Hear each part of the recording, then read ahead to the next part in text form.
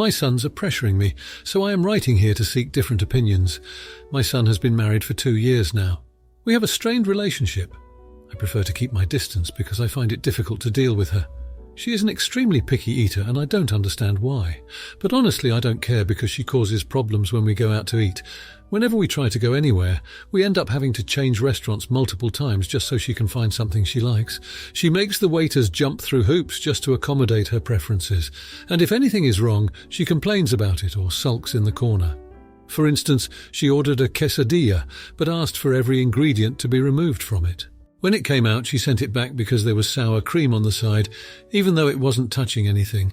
She made a big fuss about the food being incorrect. What's more, she doesn't even have any allergies. What really solidified my dislike for her is when she complained about the food at a funeral. They had a spread of sandwiches, but she kept going on about how disgusting it was. So I had a dinner last night and I invited everyone except my son's wife. My son wasn't invited either because he was on a business trip. My other daughter-in-law posted about it online, and then I received a call from my son's wife. She was furious that I didn't invite her and demanded an explanation. I told her that it was because she embarrassed me at dinners, and I don't want her at any more of these events. She called me a jerk and hung up. Now my son is pressuring me, and I am wondering if I should apologize or not. Edit. I'm going to say it. It doesn't matter if she has an eating disorder or is on the autism spectrum. Both of those groups know how to act at a funeral or a restaurant. It might be more difficult for them, but they are capable. Edit 2. Just to clarify, I have 3 daughters-in-law and 1 son-in-law. I have good relationships with all of them except for this one daughter-in-law, 3 out of 4. The problem is not with me. They don't like her either. Also, I find the threat of withholding her kids from me if I don't give in to her demands to be quite ridiculous. I'm already a grandmother, and if she chooses to keep her kids away, that is her decision, and it would only be the kids who miss out on their grandparents on my son's side. Now for a few comments before the update. Comment 1. Not the idiot. As someone who is also a picky eater, there is no reason for acting that way. I go out of my way to look at menus before going anywhere. I find something I can eat and know how it will need to be modified before ordering. I try to be as clear as possible when asking for modifications, and if somehow it's messed up, I'm apologetic with staff when asking for it to be fixed. I understand I'm the difficult one in the situation and try to minimize the trouble to staff that my texture and food aversions can cause. In the spring, I visited the DC area, and while they're arranged to meet a cousin for dinner. When they asked where I might like to go, I let them know I had texture and food aversions and absolutely will not eat seafood. That I generally have no problem ordering something I like at Italian or Chinese restaurants, or American fare or steakhouses. She sent me the link to a menu for one of their favourite places and asked if this place looked okay. I saw a few things on the menu that looked good and would require no or only a minor modification, so they made a reservation. We had a wonderful dinner, and my pickiness did not affect dinner in any way. It's totally possible to be a picky eater without acting like a jerk about it. Comment 2. Not the idiot. She's not just being picky, she could be being discreet and considerate about it and setting limits for herself, but she's not. She's acting like a spoiled child, pouting, whining, and having no consideration for how her behaviour affects fellow diners and restaurant staff. Said simply, picky may possibly be accommodated for, even if it's a pain, but rude and inconsiderate shouldn't be accommodated, especially when it's utterly predictable. You should make this distinction clear to anyone coming to you supporting her. When you know that she is going to make the experience miserable for everyone in a completely needless way through selfish behaviour, why should she be invited? Even accommodating polite pickiness should have its limits. You don't waste everyone's time endlessly and ruin the flow of the night because you can't get exactly what you want. Comment 3. We try to go anywhere, and we have to change places multiple times so she can have something to eat. If anything is wrong, she will witch about it or pout in the corner. She sent it back because there was sour cream on the side. It wasn't touching anything, and she made a huge deal about her food being wrong. She complained about the food at a funeral. They had a sandwich spread but went on about it's gross multiple times. Not the idiot. This isn't about her being picky. This is about her behaviour. She is disrespectful, childish, impossible to please, and makes everyone else suffer because of it. I've met elementary school kids with better manners. Now for the update. So just when I thought things couldn't get more entangled with my son's wife and her eating quirks, the past 2 weeks have been a roller coaster. I took to heart some of the advice from here and decided to extend an olive branch by inviting her over for a small immediate family dinner, my attempt at a peace offering. I went all out to accommodate her preferences, studying online recipes that catered to picky eaters, and I even called her beforehand to ask if there was something specific she'd like. She requested a simple grilled chicken with a side of steamed vegetables, no garlic, no butter, no seasoning except salt. Easy, right? I thought I had it under control. The night of the dinner, she was actually pleasant and thanked me for the effort. But just as we all started to relax, the chicken apparently wasn't cooked to her liking. It was too dry, and she made a point to eat only the vegetables, pushing the chicken around her plate. My daughter made an offhand joke about it, and well, things escalated quickly. Voices were raised, my son's wife got up from the table and my son followed her out the door. They left before dessert. Following the disaster dinner, my son didn't speak to me for a week. When he finally did, it was to inform me that they were expecting their first child. My jaw hit the floor. But here's the twist. My son admitted they'd been having marital problems, partly because of her picky eating, which turned out to be a symptom of an undiagnosed anxiety disorder she's now seeking help for. I was torn between feeling vindicated about my feelings towards her behavior and guilty for not being more compassionate. My son asked if we could all start therapy to work on our family dynamics, especially with a baby on the way. I agreed, realizing that my future grandchild's well-being is more important than past squabbles. In the meantime, we've had our first therapy session, and it was enlightening. I found out my other family members actually didn't dislike her. They were just feeding off my attitude towards her. That was a tough pill to swallow. We're far from resolving our issues, but I'm committed to trying. I'm not sure where this journey will take us, but it seems like we're moving in a direction I never expected. All because I tried to make a dinner that was supposed to be an apology, not a battleground. It's been a humbling couple of weeks, to say the least. Update: thank you to those who advised compassion. You were right. Now for the comments.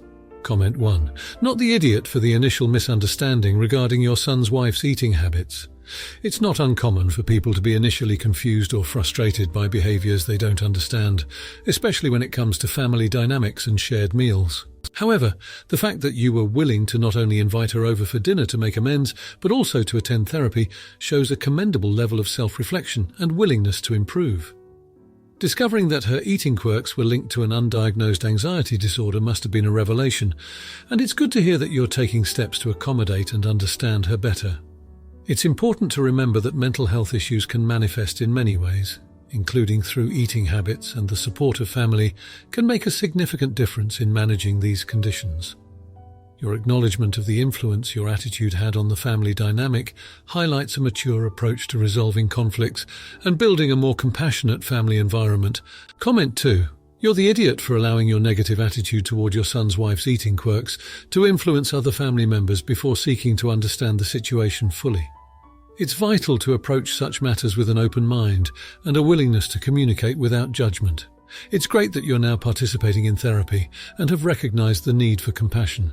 But this should serve as a lesson that jumping to conclusions about someone's behavior, especially when it concerns health-related issues like anxiety, can be damaging and lead to unnecessary conflicts. Moving forward, it's important to maintain a supportive and non-confrontational environment, particularly now that a baby is on the way. The stress of expecting parents can be high, and they will need all the support they can get from their family. It's essential to foster a space where your son and his wife feel comfortable discussing their challenges without fear of criticism or misunderstanding. Comment 3. While you've shown growth by acknowledging your need for compassion and attending therapy, it's important to realize the error in initially handling the situation with your son's wife poorly. Relationships within a family, especially with in-laws, require delicate navigation and empathy. When you learned about her eating quirks, the first step should have been to approach her or your son with curiosity and kindness rather than judgment. It's not easy to manage an undiagnosed anxiety disorder, and dietary preferences or restrictions can often be a coping mechanism for underlying issues. By not immediately respecting her dietary needs, you unintentionally created an environment where she may have felt unwelcome or misunderstood. Moving forward, it's crucial to create a safe space for her to express her needs without fear of an argument. This is especially pertinent now that she is pregnant, since her well-being directly affects the health of your future grandchild. It is a positive step that you are engaging in therapy, but it's also important to continue educating yourself and other family members about anxiety disorders and how they can affect someone's life. Now for the next story. Now for I, 30-year-old female, have a half-brother, Enzo, 40-year-old male. We're not very close since we were both raised with our respective mothers, but he has always gone out of his way to help me with anything I've needed. Enzo married his wife, Steph, 33-year-old female, 2 years ago. Steph has a daughter, Alice, 4 years old, with her ex but has sole custody, and Enzo and Steph have a 7-month-old son, Teddy. I also have a 3-year-old daughter. Enzo and Steph moved to the city I live in when Steph got pregnant, and since then Steph developed a habit of showing up at my apartment building unannounced. It became a problem, and I talked to both her and Enzo about it, and she stopped until she gave birth. Now, she regularly drops by unannounced to leave Alice at my building for babysitting while she has to run errands or something. She's had her carpool drop Alice off at my apartment before. My poor housekeeper is a wonderful woman who has had to deal with Alice arriving unexpectedly while I'm out, and I feel terrible about it. I've told the concierge not to let her up and to say no one is in, but then I'll arrive to Alice waiting in the lobby, which is not safe, and the concierge has told me I can't make them responsible for a child. Steph keeps saying she only does it when she's desperate, but I don't see how she can be that desperate to run errands at least twice a week, and frankly I'm not a nanny. If she's desperate, she needs to hire some help. I've spoken to Enzo and he is always extremely apologetic and says he will talk to her, and I believe he does, but he also works during the day and can't police where she is at all hours. I reached my breaking point a couple of days ago when I returned from lunch to find Alice at home, having been dropped off since she had a half day at school. I apologised profusely to my housekeeper, who had spent time playing babysitter, and called Steph, but there was no answer. I called her several times, and then Enzo, who was on a business trip and distraught over the situation. Steph eventually turned up a couple of hours later and I went ballistic. I said if she ever leaves Alice at my building again, I will call social services, and I will call them every single time she drops Alice off with me until they do something, because this is not my job, and she is an irresponsible and neglectful parent. She burst into tears and begged me to help out with Alice, but I said no, and reminded her I'd never said yes in the first place. She just kept dumping her kid here. Steph kept trying to guilt-trip me, but I was too exhausted and upset about the situation to be receptive, and eventually my husband had to tell her to leave. I feel bad because, as I said, Enzo has never been anything but the most accommodating person where I'm concerned, and maybe treating his wife like that was harsh. But at the same time, I chose to have one kid because I don't want another one. Steph can't use my house as a daycare. Was I too harsh? Now for a few comments before the update. Comment 1. Not the idiot. You said your sister-in-law said she only drops Alice over if she is desperate, but you recently returned home to find Alice there because she had 1 2-day of school. Your sister-in-law had to have known in advance it was a 1/2 day at school, so it wasn't an emergency and not a desperate need for a babysitter. She also had to have had Alice with her to get her to your place, so why not just take her home? I think your sister-in-law is doing something sketchy that she doesn't want a child who can talk to be with her. On the 1/2 day, Alice was dropped off HRS before you returned from lunch, and your sister didn't show up until several HRS later. That's 4 or 5 HRS, and I can't imagine what would take that much time. That is an emergency. Since sister-in-law said she only drops Alice off when she's desperate, did you ask her what she was doing that required 4, 5 HRS without her child? The fact that she doesn't say where she is another red flag. Maybe you need to share how frequently this happens with Enzo. Comment 2. And GT. Enzo has never been anything but the most accommodating person. No. He apologises and says he's talked to her. Sounds very wishy-washy, and much like an excuse for him to stay on your good side enough that you'll keep taking care of Alice, because he at least is just so nice. He's basically doing the equivalent of throwing his hands up in the air and saying, "Welp, I tried, not my fault," then dusting his hands of the situation and leaving. If he actually wanted to help you, he'd discuss such options with her, such as getting their own nanny or sitter, and be more proactive about giving her consequences for her actions. If she does drop Alice off, call the police on the non-emergency number, or have the concierge or housekeeper do it if you're not home. Not the idiot. Comment 3. Not the idiot call CPS every single time. Someone could take that child while she is abandoned in a building lobby for hours each time. Talking to your brother and her gets you nowhere. Do what you need to do. They were warned of the consequences you are prepared to give to their negligent actions. Sister-in-law should renegotiate her custody of Alice so that the bio-dad has full custody. She clearly doesn't want to have her daughter with her, and she is causing irreparable harm to that child. She should also get checked to see if she isn't suffering from postpartum. Now for the update. It's been a month since I last reached out about the situation with my half-brother Enzo's wife Steph and their kids. I wish I had better news, but things took a turn for the worse. 2 weeks ago I got a call from my neighbour that there was an ambulance outside our building. My heart sank. It was Alice. She had wandered over again, but this time she tried to get into my apartment by herself. The neighbour found her crying in the stairwell, having tripped and sprained her wrist. I rushed back from work, guilt gnawing at me. It wasn't even my day, and yet there she was, hurt because she thought of my place as a refuge. Enzo was out of town for work, and when I called Steph, she was hysterical. She admitted to having been at a job interview across town and thought she could make it back before anyone noticed Alice was gone. It was a mess. The paramedics were kind, but they had to report the incident, and Child Protective Services got involved. Steph was under investigation for neglect. I was torn between anger and heartache. Enzo cut his trip short and came back to a whirlwind of accusations and social workers' assessments. The strain on their marriage became painfully apparent. Arguments echoed down the phone line whenever we spoke. The stress was eating away at them. The saddest part in all of this was watching Alice. She clung to me whenever I saw her, which was more often now because I voluntarily babysat to keep her from being alone. Steph's job hunt was put on hold, and she became a shadow of herself, barely able to function with the fear of losing her kids. The most recent blow came just a few days ago. Enzo and Steph's marriage crumbled under the weight of everything. Enzo is staying at my place now on the couch looking broken. We're trying to figure out what the next steps are, but the future looks bleak. Steph is with her parents, and the kids are shuffled between homes, looking more confused and scared each day. And through all this, I can't help but feel responsible. If only I'd been more understanding or helped Steph find proper childcare, or just been home that one time. Maybe none of this would have happened. It's a heartbreaking situation all around, and I'm just hoping we can find a way to give Alice and her little brother the stability and love they so desperately need. Now for the comments. Comment 1. Not the idiot.